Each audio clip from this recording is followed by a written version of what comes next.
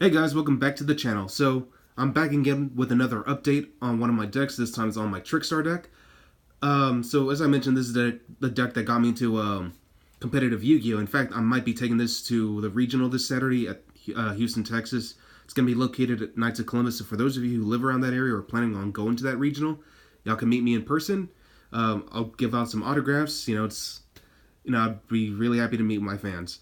Anyway, out of all the decks I play, this is the one I'm most comfortable with because it's easy to master. It's actually a pretty low budgeted deck now. Could potentially cost you anywhere between 50 to maybe 80, maybe about 100 at the highest you should be paying for this deck. It's really not that expensive compared to like Danger Thunders, because Danger cards are the ones that added up even more. Colossus is still running around $30. The Orcus core is not too bad. I mean, Dingirsu is like just $30, but everything else, like again, Dangers, those are the ones that are like the real money cards right there. And they have Boral Sword Dragon, which is still roughly between $70 to $80. So, but I guess we still gotta wait for that reprint in Battles of Legend. But anyway, I figured I'd go back, make some slight changes just to make sure I'm well fully prepared for the regional, because I can expect quite a few matchups. I could see plenty of Orcus players, Salamangrates too, actually. A lot of dark decks, actually, I can expect. And pretty sure there's going to be a lot of rogue strategies there too. So I just want to be willfully prepared against those. That way I know how to get around them and potentially try to see if I can top this time. So anyway, let me go and show you what I got this time around. So starting off, of course, got to play 3 Candinas, your main starter. Trickstar Licorice, your best card, burns your opponent for every time he adds cards to his hand. Not just from deck to hand, but grave to hand as well, or from field to hand. So anytime he just gets cards back to his hand, you burn them. 2 Corbane, this is the Honest and Cyber Dragon of the deck. So, pretty good card. Don't want to see it too often, so I think 2 is the perfect number. You don't really want to run this at 3. 1 Lilybell, really great for late game. If you open up with it, it's not necessarily bad. You could always hang on to it for insurance. Like in case if you happen to have a Candiana already in hand, just try to get your Licorices out as quickly as you can, and then just save Lilybell later in case your opponent beats around your monsters. Because the one thing Trickstars always suffer from is that they can't attack over high-powered monsters. I mean, that's what Corbane's for, because it really helps with that purpose. And I know there's certain variations that run Vanity's Fiend now. So, in case if I need to get around that Vanity's Fiend, I'll normal summon Candina, get my Corbane, attack over Vanity's Fiend, and then, just double the attack points. So that's pretty much it for the Trickstar monster lineup. Moving on, my main side engine, 3 copies of Cyber Dragon. Mainly because it's just good at clearing board. It's really good against Orcus because they're all machine monsters. And against an actual Cyber Dragon deck, this destroys them because you basically just steal all their machine monsters, go into Fortress Dragon or Chimera Tech Mega Fleet, and that's it. But he's just good at getting around problematic monsters overall. Like, I know Avermax is a thing, and if they shuffle back my Mega Fleet back, that's fine. I'll always bring it back out later. We got Boral Sword Dragon, got Boral Load Dragon, which can't be targeted by monster effects, so Cyber Dragon's just non-targeting spot removal, so excellent card. Alright, so moving on to hand traps already.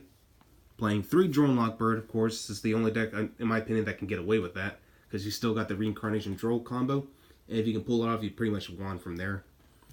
3 Ash Blossom, and 3 copies of Effect Veiler. And if you don't like Effect Veiler, you can go Ghost Spell if you want, or Ghost Ogre, but unfortunately I can't afford Impermanence right now, so I'm just going with Veiler, which is the cheapest option.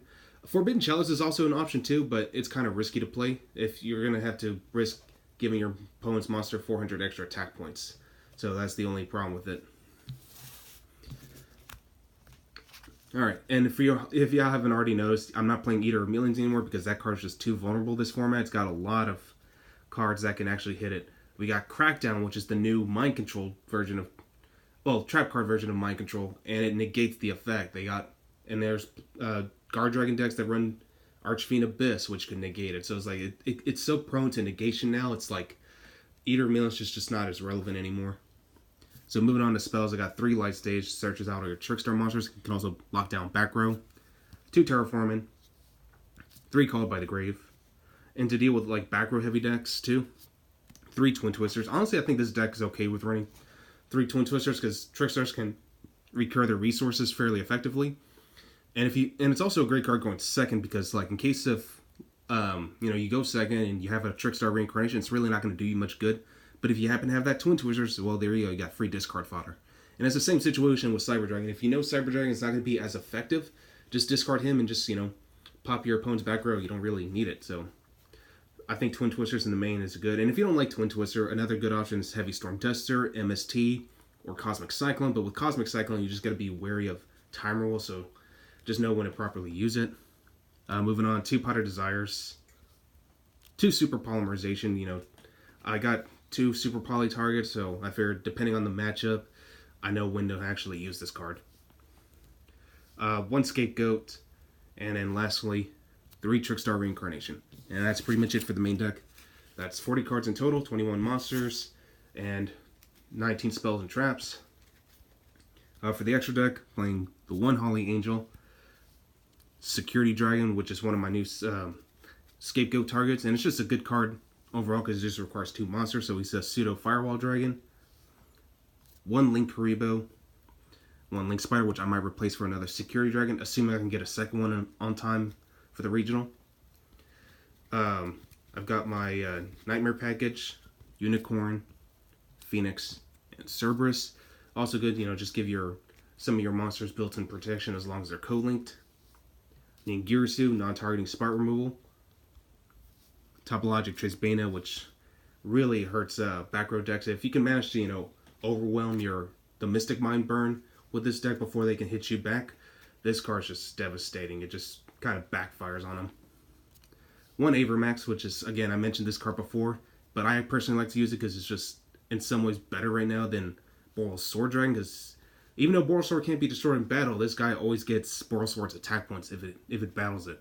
Now, of course, Borreload Dragon, if Borreload attacks it, then, your opponent's going to take control of it. But, of course, at the end of the next turn, once it gets into the graveyard, you could shuffle back that Borreload and it doesn't even target.